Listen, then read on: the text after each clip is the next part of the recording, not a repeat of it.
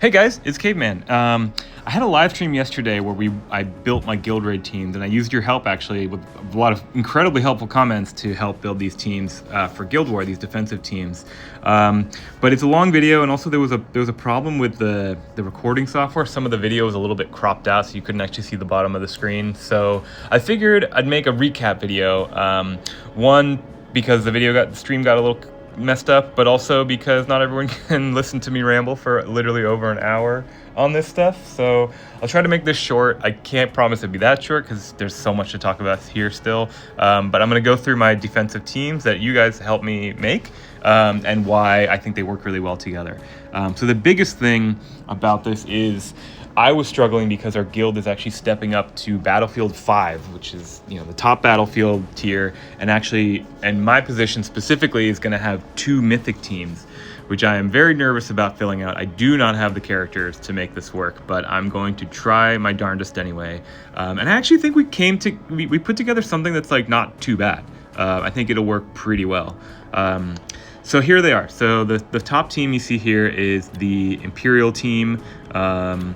It has the Custodes, which are all great together. I mean, I have them really high for guild raids, and actually all of the Custodes, the rest of the Custodes will be A2 by the time Guild War starts, which would be great.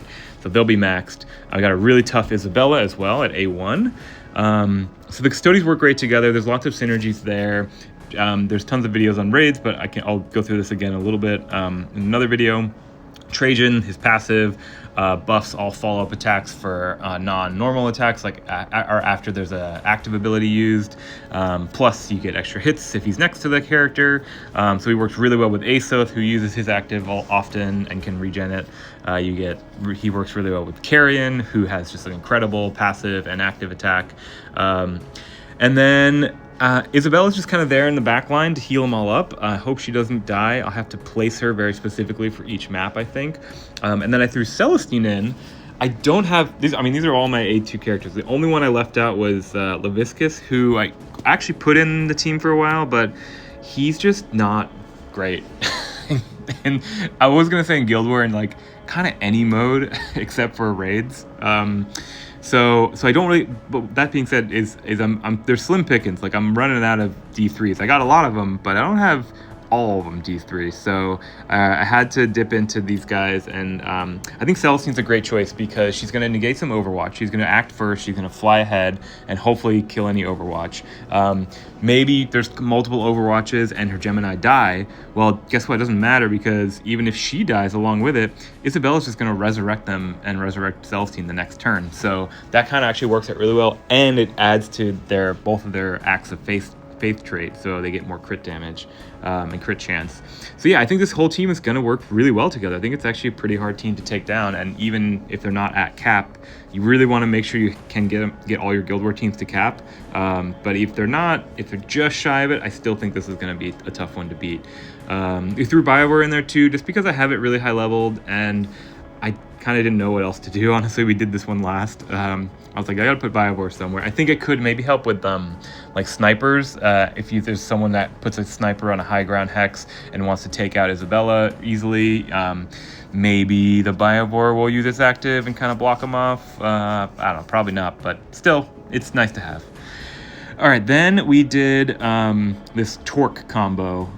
So Golgorts is just a Chad. I mean, he's just amazing in Guild War. He's great on defense and offense. So Golgorts was going in there. He's going to be A2 soon too. So I was like, that's an easy inclusion. Starting with Golgorts. And I'm like, well, if Golgorts is in there, I have a D3 Mythic Snotflogga with level 51, 52 abilities. He's pretty good. I mean, if he's coming up against A2 enemies, he's going to be at a handicap. But if Golgorts wogs, I mean, anybody that Snotflogga is in range of is gonna get hit hard. So I think they're a great pairing together. You have Revas in there. Again, not tons of synergy here. Revas just is incredible on Guild War defense. She always uses her active turn 2 or turn 1. She always finds high ground, like activates the active and will consistently do that every time, which is just a super threatening defensive position, because that means they can't charge into you unless they negate it.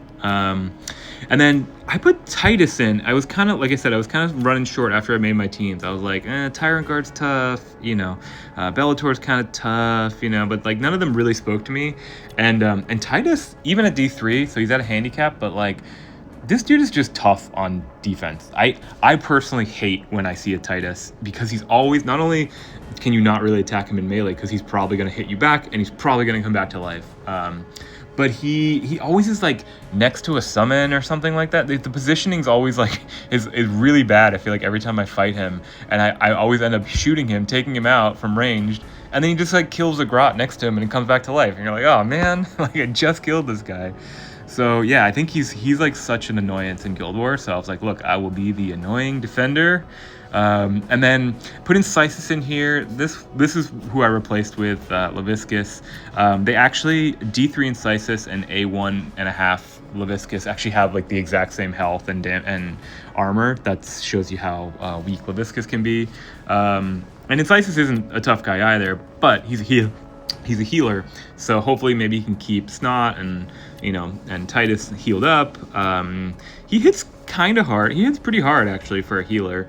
But yeah, he's really just for the healing. And then maybe if I can position these guys next to each other, if Titus is next to Incisus, he basically automatically resurrects, even if he's he can't kill the enemy or something like that. So that's a good pairing regardless, because he can't be overkilled. So Incisus is definitely going to resurrect him 100% of the time. Well, there's caveats to that too with Death Guard and stuff, but we'll get into that later. Speaking of Death Guard, all right, moving on to this other team, we got the Rotbone Death Ball. I did a video on this, classic, incredibly tough in Guild War. I have mixed results with it. I think it's such a good team, but because it's so prevalent, like everyone plays it, everyone has counters to it, like built up, ready to go. They know they're gonna, like I probably take out 2 or 3 of these every single Guild War.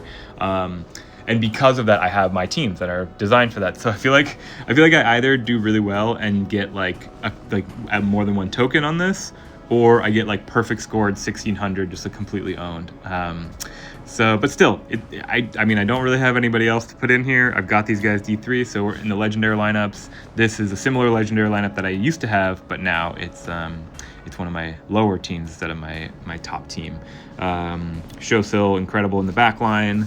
And then here's the thing that a commenter really helped me out on. We put Forge Fiend here. I usually like to put Forge Fiend somewhere else and put the Plague Burst Crawler here. But I use Forge Fiend because actually the biggest counter to this is Psychic teams. And Psychic teams have a lot of summons and also just summon teams to kind of like trap and surround these guys. But if you have a Forge Fiend, especially mine's like really pretty high level, that they're just going to eliminate any kind of summons, with one shot. So actually, I think this could be a really good counter. I'm kind of nervous about them getting stuck in their own fire, but no, I think this could be really good on defense. Then we got Admech. Admech are all incredible. I need to go do a video and just do a whole deep dive on Admech, because there's just like synergies on synergies here. Ro attacks everyone else, attacks enemies anytime he's adjacent to another an enemy that's attacked by another mechanical unit. Then there's you got passive healing from Aleph Null. You got healing and a reactivation from Actus. That's used great with Tangita, because if you do that twice on Tangita, then Tangita can summon 2 Skitari. You get Vitruvius in there, who can give everyone extra hits, and like it's a really great combo. All these guys work well together. They're a little weak. They don't hit super hard individually, but because of all their synergies, they can stack and they can hit really hard together. And then they're pretty weak, and actually Ro is really fragile. And he's so fast, he runs forward and just basically gets killed usually. But we were having this chat on the stream, and actually like I love including Ro in here because he's so threatening on offense that even if you can take him out with like a single Calendish shot or something like that, it's still good to have him in as a distraction. Like, so, because if the enemy, if he runs at the enemy, they're forced to deal with him. If you do not address Ro and all of these other Admechs get into the fray, Ro's just gonna go crazy on your whole team and kill everyone. So you have to take out Ro if he's in threat range, which might put you in a worse position. So like it's still good to have Ro, and maybe they don't take him out and Ro just wipes the whole team. That'd be great. Anyway, then I put in Galatian. Galatian's great. He's a mech. He's really tough. I don't have it super high level, but it's okay. It'll help. All right, then my last one is the Rapid Assault team. Now, I love this team on offense. Maybe I was gonna do offense team, my breakdowns here, but that might be a whole nother video just because, I don't want to make this too long. But yeah, I did Rapid Assault. Again, these are all not ideal. I mean, I had a gold Gene Stealers team that I wanted to use. I love using my orcs at gold, but because I'm literally at the highest battlefield level you could possibly go, I can't use all my units, and I feel so kind of handicapped. But it's fun. It's a fun challenge to piece together these teams. But Rapid Assault was a no-brainer. I mean, so you got Dante, who buffs everybody. He buffs flying and Rapid Assault characters. Ragnar really consistently uses his active, so he almost always uses it right before he charges, if he's in range of somebody to charge, which is great. So he's going to act next, and then maybe I'll put him first. I'm not sure about the order yet, but he'll use his active, and he'll activate everyone else, Dante, Karn, and Matineo, to all get bonus damage as well. And get unstoppable, most importantly for Karn, who is a killing machine. So if Karn is buffed and has unstoppable, Karn's just going to run in and basically murder everyone. Hopefully not my own team. And then Matineo is awesome. He just has such a high threat range. Like at range 5, I was mentioning yesterday that you can put him on split map in the middle, for example. And if he's on split, if there's characters that spawn to the north that basically just can't run away.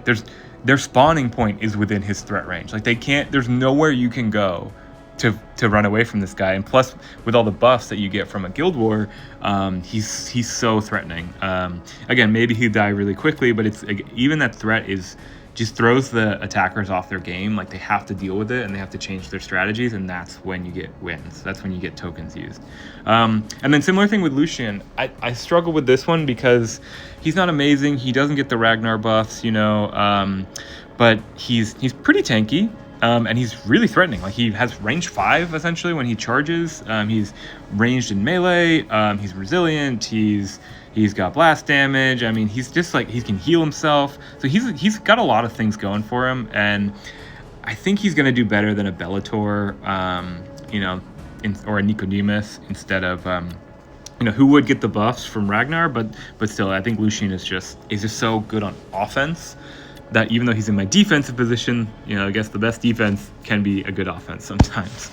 And then because I have Plague Burst Crawler in here, I was like, I gotta put Plague Burst somewhere. It's just an all-around good one to use. It could kind of hamper you if you step on the toxic hexes, but mostly it's the AI uses it pretty well, and you can just at least lower the defensive, especially for someone like Lucian, who's only got like a blast damage or physical damage type.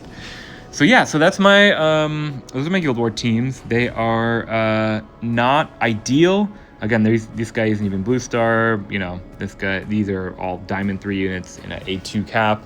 But I feel pretty good. There's a lot of guilds that are stepping up just for the guild currency. So I think we're actually in good company where I don't think we're going to run into a ton of fully maxed out A2 teams. And if we do, then I'm just probably screwed. So wish me luck. Anyway, thanks for whoever joined the stream yesterday. Thanks for watching, guys. I'll make another video for my offensive teams, which is another fun thing to talk about. But this is a good use case for the synergies and why all these characters work together and how I think about synergies when planning my Guild War teams. So thanks for watching. Real quick, here's my friend code. Please use it. And please like and subscribe. And thank you so much for watching.